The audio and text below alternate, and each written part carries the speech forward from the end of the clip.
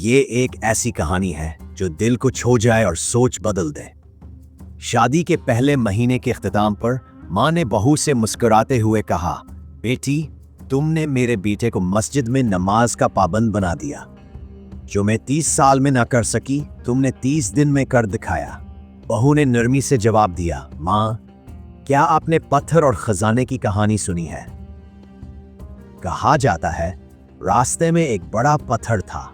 एक आदमी ने इसे हटाने की कोशिश की, 99 वार किए मगर थक कर चला गया। फिर एक और आदमी आया, इसने कुल्हाड़ी उठाई और एक ही वार में पत्थर टूट गया और हैरत अंगेज तौर पर पत्थर के नीचे मनी से सोने से भरी थैली निकली।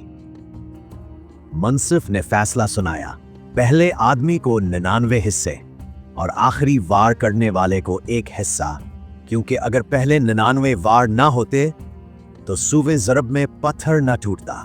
माँ की 30 साल की नसीहतें, वो 99 ज़रबें थीं, और बहू का अच्छा अखलाक, वो आखिरी ज़रब। असल अखलाक वही होते हैं जो किसी सच्चे इंसान के दिल से निकली। क्रेडिट लेना नहीं, क्रेडिट देना सीखें।